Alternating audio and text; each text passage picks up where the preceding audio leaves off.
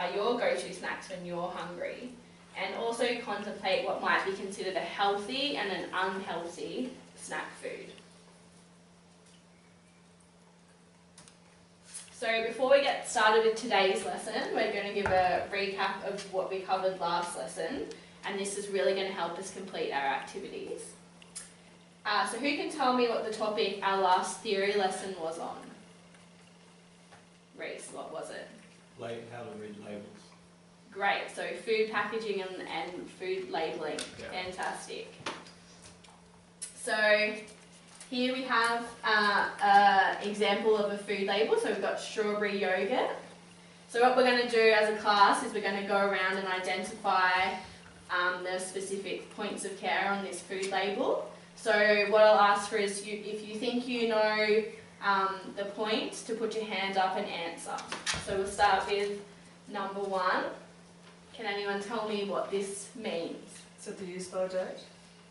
I think, is there another word for use by? Reese? Best before. Yes, best before. So what's the difference, can you tell me, between a use by date and a best before date? Yes, Reese? Best before means it can be used even after the date. Yeah, perfect. So it's like a guideline. So use by is more like use by that date, throw it out. Best before is you have a bit of, a grey area. Okay, so number 2. Can anyone tell me the significance of this part of the food label? Greg? That's the main product that's in there. Would it be the main product or just maybe it's the flavour? Yeah, the flavour. Yeah, okay. So, and then we'll talk a bit more about this point as we go around. Okay, so number 3. Can anyone tell me what that's pointing towards here? Reese? Ingredients. Yes, so what the product contains. And we'll talk a bit more about that as well. Number 4, Tina, can you let me know what you think that That would be the amount of yogurt that is in the packet. Yeah, perfect. 450 grams, I think you'll find that says. Sorry. It's a bit hard to see, sorry. So back to the ingredients list, can anyone tell me the significance of what we're pointing towards here?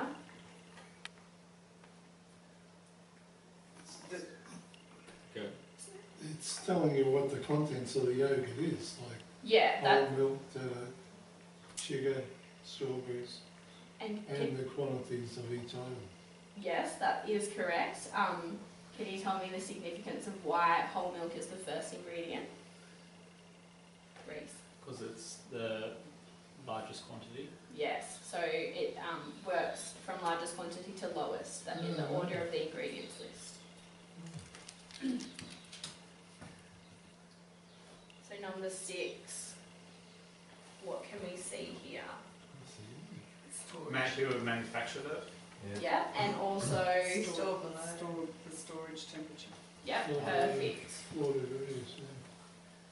So if we were storing it below 4 degrees, where would we keep our yogurt? In the fridge. Perfect. Okay, number 7. Can anyone tell me why this number is important following the thickener? Maybe we'll let Greg have a try, Reese. Does that tell you whether it's got soy in it or anything to thicken it? Well, it's saying there's a thickener, Yeah. and do you know what the number is significant of? No, I don't know all the numbers. Do you want to give it a go, Reese? It's a number so you can identify if you're allergic to that particular type of thickener. Yeah, perfect. So people who have food allergies, so thickeners, preservatives, flavours, on FSANZ, so Food Standards New Zealand and Australia, they have a list. So all of these things have a number, so then you can identify on the label if you can have that food or not. Makes it nice and easy. Okay, so number 8. I think somebody mentioned this before that obviously as you go down the list it's the biggest quantity to the smallest, but the percentage would signify the percent of that product in the yogurt, so 7% strawberries. And then once again it's just pointing out a strawberry on the label means it has to mean there's strawberry in the yogurt, so the packaging has to be true. And number 10, who can tell me what this is? Reese. Nutritional information. So how much, what quantity of each nutrient or vitamin is in there? And from the food packaging that we've looked at in previous lessons, what can you tell me about a nutrition information label as in consistency? Reese, if you want to continue. Oh, I don't know if I answered the question. I was just going to say that it highlights how many serves per packet, and then it explains what a serve is. Yeah. So it can be compared to others. Yeah, that's great. So that's other types of yogurt. That's what we'll be doing in today's lesson. So that's great that you've pointed that out. And what do you like to input something, Greg? Tells you how many kilojoules are in there too. It does. How much energy you got in there. Yeah. And so also with your nutrition information labelling, you'll notice today as we look at our different products that it is the same, so it's a template. So all nutrition information labels will have servings, per package, serving size, and all of this information located here. So they all contain the same thing, so it makes it very easy to compare. And then once again, number 11 is just saying it's yogurt. So, alright.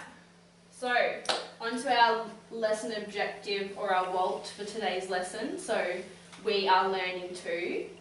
So, as a result of this lesson, the students will be able to identify the healthiest options when comparing and analysing the nutritional information on snack food labels. And our success criteria, so what I'm looking for from you today, is by the end of the lesson you will be able to tell me the order of the products that you're analysing from most healthy to least healthy, justify this order using evidence from the information on the food packaging, and then present your findings to the class as a group.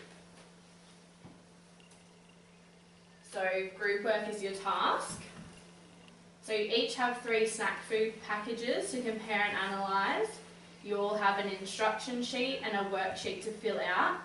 So basically what you're going to do is transfer the information from your food packages to your worksheet, answer the questions. You'll have 20 minutes to complete the activity. I'm going to time you. And if you feel like you need to further investigate, you may use your laptops. At the end of the 20 minutes, we'll present our findings to the class. And instructions about what to include in your presentations are all in your work packs at your benches. So this is what your finished product will be looking like, or similar to this. So this, I have analysed some food packaging myself to give you an exemplar. So we've analysed shapes, vita wheats and cruscets. So I've just transferred the information clearly into the template. And over here, just to give you some points of care to know what you're looking for in your packaging, you might want to highlight things that are highest in a category, lowest, noticeable ingredients, and the health star rating, which is a really good indication of the degree of healthiness of a packaged product. So, and also just remember that just because something is the highest in a category doesn't mean it's necessarily a bad thing. So remember when we looked at dietary fibre, when we did nutrition. Tina, you have a question? Who does the health star rating? Who rates it? We don't know.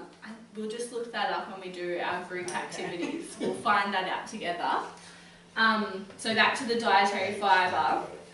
That's actually something you want to have more of. So it's not a bad thing that is the highest in that category. So just keep in mind everything we've learned in nutrition and about the Australian Healthy Eating Guidelines when you're doing your group work. And if you have any questions, I'll be walking around the room to help you. So what I found was, for my order, actually the Vita-Weats, these ones came out to be the healthiest product, followed by the Cruskits and then the pizza shakes. And here, this is my justification why. We'll just go over that really briefly. Basically, the most important things, they have a low amount of carbohydrates, the highest amount of dietary fibre, and they're actually made from 80% whole grain. So this is really important when you're looking for healthy foods, because although the Cruskits here have their claims, 51 calories per serve, which is really great, they're actually a more refined product, as they contain wheat, rice and rye flours. Rather, this is actually whole grain wheat, so you're getting your dietary fibre. So that's this is the amount of detail I'm looking for in your justification. Alright, so we're on to our group work, which is our task for the day. Before I start the timer, does anybody have any questions about today's tasks? No? Everyone's clear? Okay. So I'll set the timer and I'm going to click up the next slide, as you have to write down your lesson objective on your worksheet, so that's there for your reference. So if everyone can head back to the table groups, you've got your numbers, and start your work. I'll start the timer.